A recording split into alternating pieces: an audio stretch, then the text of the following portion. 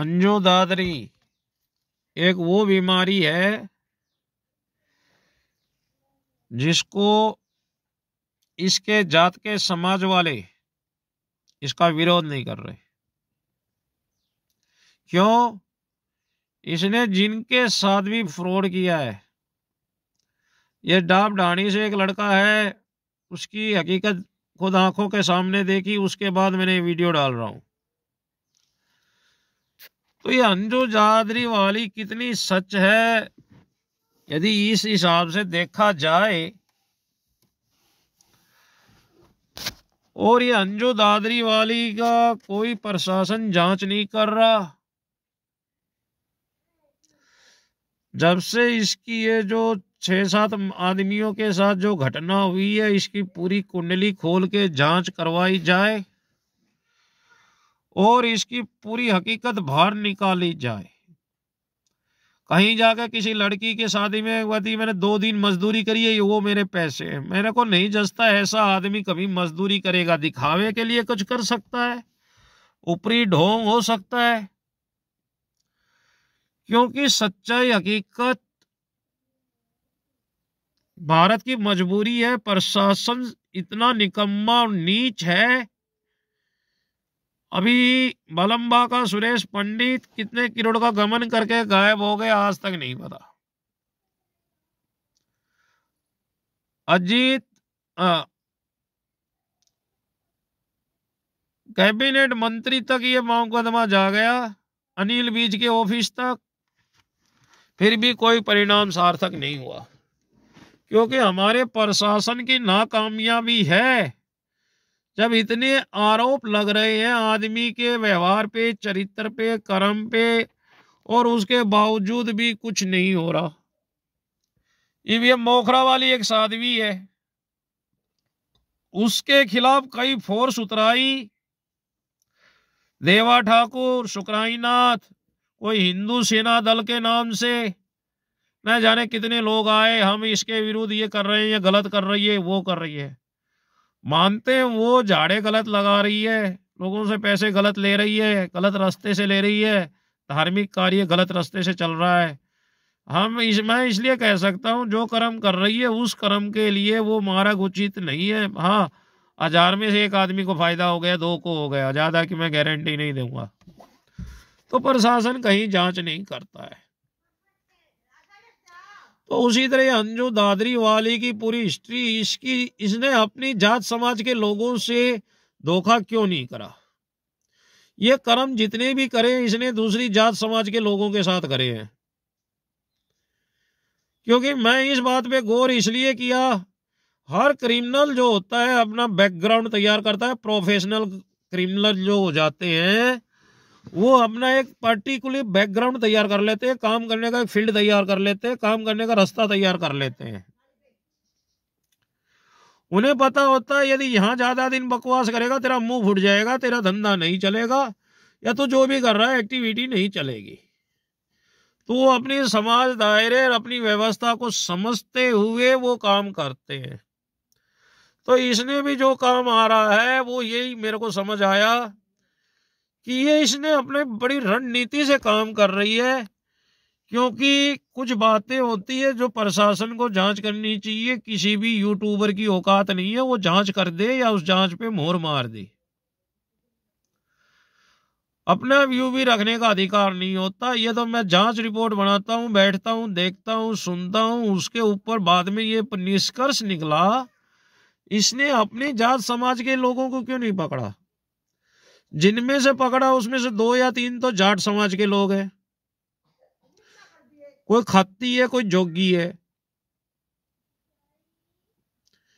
तो इसने अपनी समाज में आके ये काम क्यों नहीं किया? उनके घरों के साथ ऐसा व्यवहार करती।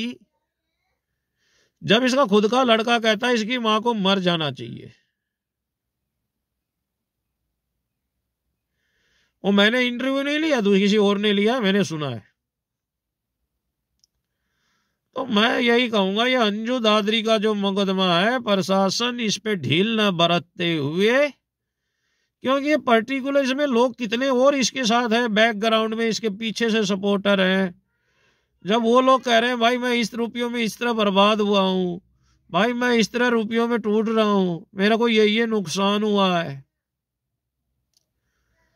तो फिर इसका अर्थ तो ये हो गया इसके पीछे कोई ना कोई उच्च पद अधिकारी या कोई हिंदू धर्म का काम करने वाला, मतलब वो मोदी जी ने एक बार कहा था दिन में तो गो सेवा दल का चोला पहन के काम करता है और रात में 2 नंबर के धंधे करता है और अपने आप को गो सेवक कहलाता है।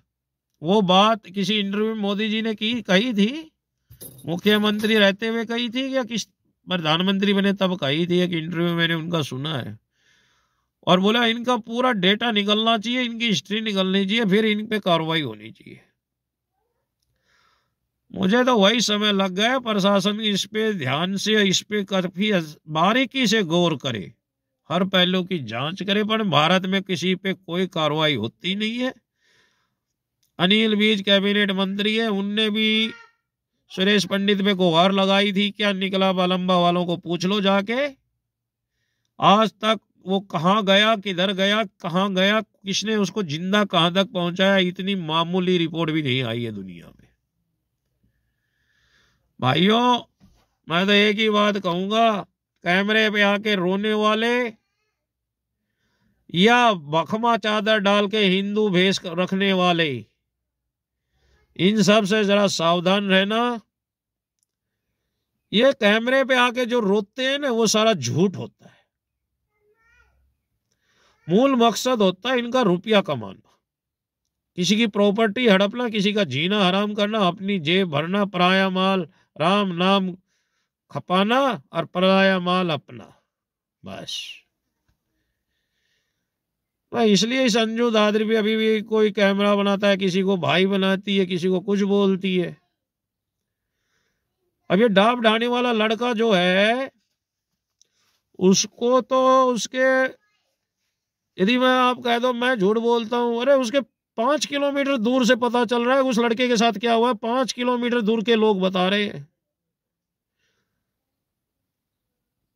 जो अभी चूरू जेल से छूट के आया है उसके 5-7 किलोमीटर के लोग बता रहे हैं लड़के के साथ ये हादसा हुआ है।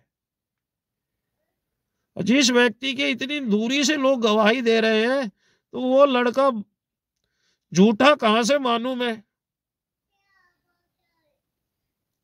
कि उस लड़के के साथ इतना वो कर रहे हैं, क्योंकि वो जहां रहता है उधर के 5-7 किलोमीटर जिधर रास्ते से जाओ उधर से उनके इंफॉर्म को जो पहचानते हैं जानते हैं, चाय पानी वाले जो भी है, वो कहते जी लड़के के साथ ये हादसा हो गया, लड़के के साथ ये हादसा हुआ है, लड़के के साथ उसने फलानी ने इस तरह लूट लिया। मैं तो नहीं जानता वो किस आधार पर कह रहे हैं वो लोग।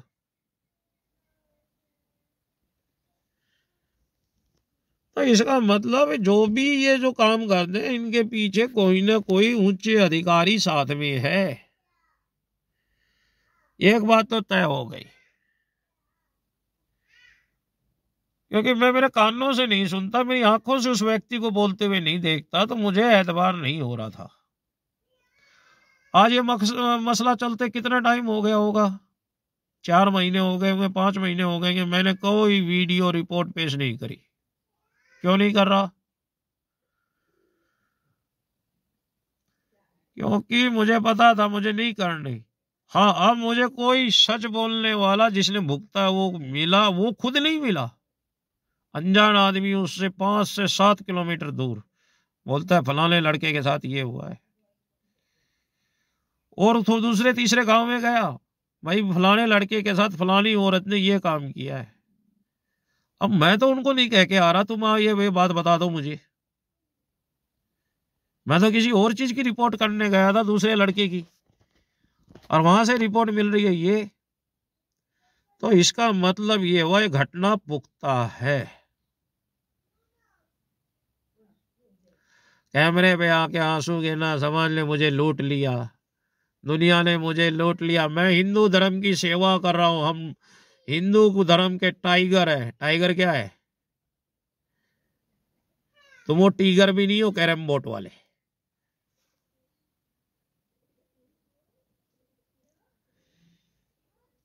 अब ये सच्चाई सामने आई, तुम सब इसके पुजारी हो। ये तो प्रशासन थोड़ा लूज है, नहीं तो मजे आ जाते। धन्यवाद।